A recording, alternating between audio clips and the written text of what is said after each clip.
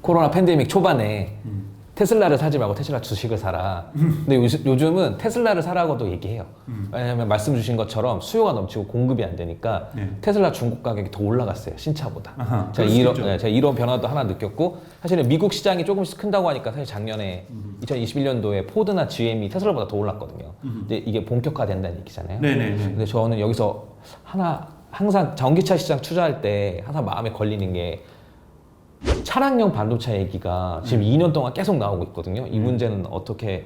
그러니까 차량용 반도체는 여러 가지 요인이 있습니다. 예를 들면은 코비드 19이 터지자마자 사람들이 신차를 적게 살까라고 생각하고 해서 반도체 물량을 줄였고, 그런데 웬걸 뭐 게임기, 노트북 이런 데서 갑자기 수요가 폭발적으로 증가하니까 이 반도체 업체들이 자동차에 공급할 그 생산 설비를 갖다가 게임이라든지 노트북이라든지 뭐 이런 쪽으로 돌려버린 거잖아요. 네. 다른 가전 제품으로. 되게 안 남는 장사라고 하더라고요. 네네네. 그러다 보니까 우선은 생산 설비가 변화된 것들이 있고, 그 다음에 이제 서플라이 체인에서 문제가 생긴 것도 있죠. 중국으로부터 오는 거라든지 이런 것에. 그리고 또 하나는 기후적으로 인해서 삼성의 텍사스 공장에 불이 난다든지, 대만의 TSMC에 불이 난다든지, 뭐 이런 여러 가지 요인들이 존재하면서 이 반도체의 난이 쇼티지가 발생을 한 거죠. 왜냐하면 보통 차량 한 대에 1,300대에서 1,400개의 지금 반도체가 들어가는 거고요. 근데 테슬라 같은 경우에는 이미 이제 테슬라가 만들어내는 슈퍼칩이 있죠. 그래서 예를 들면 이렇게 1,300개까지 들어가지 않는다는 장점이 있고요. 두 번째 같은 경우에는 반도체 칩의 어떤 기술을 바꾸는 거 아닌데, 얼마 전에 뉴욕타임즈가 보도한 거에 따르면 A라는 반도체, B라는 반도체, C라는 반도체가 들어가야만 작동되는 이 전체 판이라면 C가 없더라도 A, B를 활용해서 자신의 슈퍼칩과 결합해가지고 이 리눅스 체계를 바꿔가지고 C 없이도 요것이 돌아갈 수 있게끔 해주는 그러니까 일종의 소프트웨어 엔지니어링 기술이 발전했다는 거예요. 네. 그런데 이러면은 저성능 반도체도 테슬라에 어울리게 만들 수 있다는 얘기. 그러니까 그렇죠. 반도체를 만드는 건 아니고 반도체 그 자체에 들어가 있는 투닝을 하는 게 아니라 반도체와 반도체가 연결되고 반도체와 기능이 연결되는 그 이러한 오퍼레이팅을 투닝을 하는 거죠. 그래가지고 충분히 다른 반도체나 적은 반도체로도 똑같은 성능을 낼 수 있는, 퍼포먼스를 낼 수 있는 이런 구조를 가지고 있다고 해서 그 테슬라 같은 경우에는 생산 차질이 그렇게 많지 않다는 거예요. 예를 들면 지금 GM이라든지 포드라든지 폭스바겐 같은 경우는 생산 차질을 겪고 있거든요. 이런 부분에서 테슬라가 잘하는 거고요. 그리고 저는 아마존이 가장 잘하고 있는 게 뭐냐라고 하면 흔히 말하는 코스트 센터, 우리에게는 서버라는 비용이 나가야 될 것을 갖다가 AWS로 만들어가지고 이거를 프로핏 센터로 바꾼 거고, 풀필먼트, 즉 물류 창고도 원래는 비용이 나가야 되는 건데 이것을 풀필먼트 바이 아마존이라고 해서 프로핏 센터로 바꿔서 여기서도 돈을 버는 것, 즉 비용이 나갈 영역에다가 사업 영역을 돈을 벌거든요. 자, 여기서 잘 보셔야 될 것은 테슬라 같은 경우에는 지금 현대기아차가 예를 들면 자율주행에 투자해요. 포드도 하고 지금 뭐 GM도 합니다. 어렵게. 근데 사실 성과는 없어요. 자율주행은 다음 기회에 대해서 말씀드렸지만 제가 보기에는 5년 안에 서울에 자율주행 차가 돌아다니는 일은 절대 없을 겁니다. 그러다 보니까 이거는 R&D예요. 우리가 기업의 재무제표를 볼 때 두 가지를 봐야 되는데, 하나는 R&D에 있냐 아니면 캐피탈 익스펜디처, 즉 설비 투자에 들어가 있느냐. 자율주행은 설비 투자에 들어가 있지 않아요. 전기차는 설비 투자에 들어가 있지만 이 만드는 과정은 그런데 자율주행은 R&D 비용인 거죠. 근데 예를 들면 테슬라는 R&D 비용에서도 비즈니스 모델, 수익 모델을 만들었어요. 즉 영원한 베타 테스트를 실제 서비스에서 진행하는 거잖아요. 즉 PSD, Full Self Driving이라고 하는 PSD를 갖다가 비싸게는 $20,000에 팔잖아요. FSD를 갖다가 돈을 주고 판단 말이에요. 근데 이걸 계속 업데이트 시켜주는 거죠. 즉 자신들이 지금 R&D 하고 있는 것을 이미 상품화해서 제품으로 고객들에게 선택적으로 옵션으로 팔고 있다는 거예요. 그건 뭐냐면 R&D에서 매출이 발생하고 있다는 거죠. 그러니까 이런 부분이 저는 중요하다는 거예요. 그러니까 테슬라 자체가 차 자체가 영원한 베타 테스트, 베타카라고 얘기를 하잖아요. 그러니까 베타카라고 얘기하는 것처럼 차량을 만드는 과정 속에서 나오는 것, 얼마 전에 지금 그 있는 이 기가 뭐라고 그러죠? 이 자동차를 갖다가 풀바디를 원샷으로 만들어내는 것이 기가 팩토리 안에 있습니다. 이 기가 이 프레임 하는 거죠. 예를 들면 이 공장 설비도 드디어 사이버 트럭. 그러니까 이거 판매하기 시작했거든요. 이런 면에서 테슬라는 비용이 아마존하고 비슷하게 비용으로만 들어가야 될 것을 아직은 매출이 나지 않는 부분을 다른 기업은 빠르게 매출로도 전환시키고 있다는 부분에서 테슬라의 영업이익이 좋은 것이고, 그러다 보니 그러니까 어제라고 얘기하면은 이것이 방영되는 날짜하고 좀 다를 수가 있어서 1월 27일. 예, 1월 27일 날 테슬라가 2021년도 종합 실적을 물론 이제 4분기 실적을 발표하면서 이게 종합이 됐던 거죠. 영업이익률이 2020년에 6점 몇 %였죠. 6점 몇 %인데 올해 발표된 것은 작년에 6.3%였는데 2021년 영업이익이 12.1%가 나왔습니다. 이거는 정말 놀라운 거예요. 어떻게 보면 완성차를 파는 거잖아요. 네. 어떻게 이렇게 영업이익률이 그러니까 바로 여기에서 이제 아까 말했던 비용이 들어가는 부분에서 매출을 발생하고 있기 때문에라고 저는 생각이 들고, 그다음 또 하나는 명확하게 전기차가 규모의 경제에 들어갔다는 겁니다. 현대차가 2022년에 총 생산량이 27만 대와 테슬라가 벌써 100만 대의 체계를 갖췄고, 사실은 올해 상반기에 200만 대의 생산량을 갖춘다는 것은 완전한 구매력에 있어서도 예를 들면 철을 수입하거나 철을 구매하거나 알루미늄을 구매하거나 들어갈 기자재 또는 배터리를 갖다가 협상을 해서 갖고 올 때 가격 협상이 들어갈 수 있잖아요. 그러니까 이미 규모의 경제의 영역에 들어갔다. 그래서 영업이익률이 벌써 12.1%. 여러분, 현대자동차가 올해 전망되는 영업이익률이 대단히 좋아졌습니다. 그게 6%입니다. 완성차 기업 업체가 10%의 영업이익을 내는 것은 대단히 불가능하고 과거에나 가능했던 일이거든요. 이런 면에서 감히 신생업체라고 할 수 있는 테슬라가 12.1%의 영업이익률을 냈다는 것은 정말 대단히 놀라운 성과라고 볼 수 있는 거죠. 말씀 주신 것처럼 혁명적이네요. 네, 혁명적인 거죠. 그러니까 자동차 시장 전반적인 혁명이 일어나고 있고요. 사실은 테슬라만이 아니죠. 테슬라만이 아니라 중국에서 그러면 테슬라가 30만 대를 팔았으니까 31만 대를 팔았으니까 1등 했냐? 아니거든요. 2등 했어요. 그러니까 2021년 7월부터 판매가 들어간 차가 있습니다. 상하이 자동차에서 홍강이라고 해서 전체 5,000달러밖에 안 되는 자동차예요. 이게 76만 대 팔렸거든요. 네.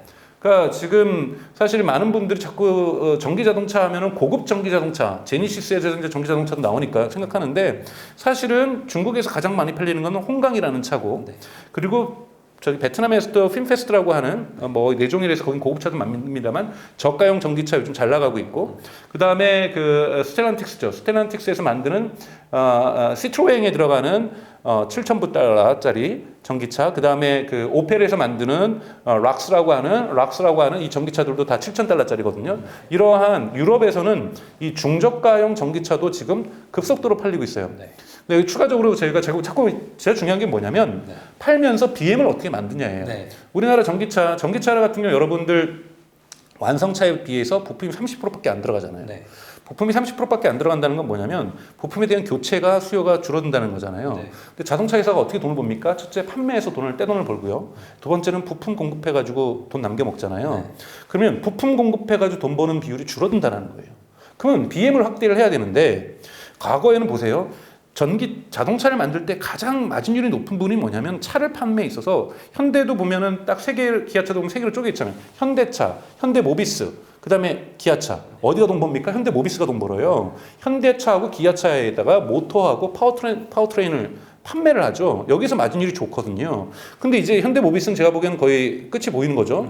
그러니까 내연기관하고 파워트레인을 못 파는 거예요. 파워트레인이라는 것은 흔히 말해서 이 모터가 갖고 있는 회전 운동을 상하 운동을 회전 운동으로 바꿔서 네 바퀴로 전달해 주는 거잖아요. 이 기능이 지금 이 두 개가 날아간 겁니다, 전기차는. 그러면 여기와 관련돼서도 그렇다요. 잔고장이 줄어들게 될 수밖에 없는 거. 그럼 부품을 못 판다라는 거예요. 그러면 끊임없이 비즈니스 모델을 생각해야 됩니다. 자율주행으로 비즈니스 모델. 제가 그거는 5년 뒤, 10년 뒤나 가능하다고 말씀을 드렸잖아요. 다음 기회에 되면 자율주행이 왜 5년 뒤, 10년 뒤는 말씀을 드리겠는데요. 그러면 이 시트로행을 어떻게 하냐면 원래 7천 선택을 하게 했는데 7,000달러 주고 살래? 아니면 4,100달러 주고 살래? 그 대신 매월 21달러씩 48개월로 약정해. 지금 약정 서비스가 들어갔어요. 구독은 아니고. 구독이죠, 일정에. 그러니까 매달 우리가 특정한 서비스를 줄 테니까 구독인데 약정으로 해서 매달 21달러를 너가 추가로 내. 그리고 그 대신 그러면 자동차는 4,100달러로 7,000달러짜리를 싸게 해줄게. 그럼 4,100달러를 사겠죠, 사람들이. 당연히 아무리 보조금은 둘 다 들어가니까 거기다 보조금 사실 미국에서, 그러니까 유럽에서 이건 1,000달러씩 줍니다. 그럼 뭐 6,000달러고 3,000달러겠죠.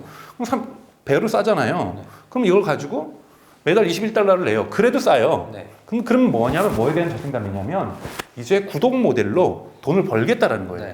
그러니까 자동차에 다양한 서비스를 집어여서 구독 모델을 시작을 하겠다라는 거죠. 그러니까 즉 BM에 대해서 끊임없이 개발하는 회사가 중요하다라는 거예요. 미래도 투자해야 돼요. 자율주행 당연히 준비해야죠. 근데 자율주행만으로 주가가 부양하는 스토리텔링은 저는 작년으로 끝났다고 생각이 들어요. 왜냐하면 테슬라도 올해 위험 변수가 있거든요. 바로 그 FSD가 지금 교통사고가 많이 나다 보니까 오토필от하고 지금 미국 고속도로 안전위원회에서 조사를 하고 있고 올해 그것을 발표를 하거든요. 결과를. 네. 거기 뭐라 나올 가능성이 높냐면 그 이름이 헷갈리게 한다. 풀이라는 단어가 들어가니까 안치 이제 손 다 놓고 핸드 프리 해가지고 운전하는 것처럼 착각을 주니 그 단어 고쳐라. 근데 테슬라가 어제 발표해서 그러니까 지금 촬영 일자로 1월 26일, 27일 넘어가는 발표에서 이제 완전히 FSD 할 거다라고 선언을 해버렸어요. 그 선언은 오래전부터 해왔어요. 네. 그러니까 매년 하거든요. 트윗으로. 네. 앨런 머스크가. 네. 근데 매년 해왔지만 매년 기대치에 맞추지 않고 있어요. 왜냐하면 이미 2016년에도 앞으로 1년 안에 될 것이다. 2017년에도 1년 아니다. 2018년 올해는 될 것이다. 그거는 제가 보기엔 그 스토리텔링은 앨런 머스크가 매년 하는 거예요. 네. 그러면 이건 이미 주가에 반영이 돼 있을까요? 그거는 이제 믿는 사람의 네. 믿음의 강도가 세신 분들은 믿을 거고 이미 거기에는 많이 당한 사람들은 안 믿을 거고 제가 보기엔 기관 투자자들은 믿지 않을 겁니다. 네. 근데 이제 우리 개미들이 믿을 수는 있는 거죠.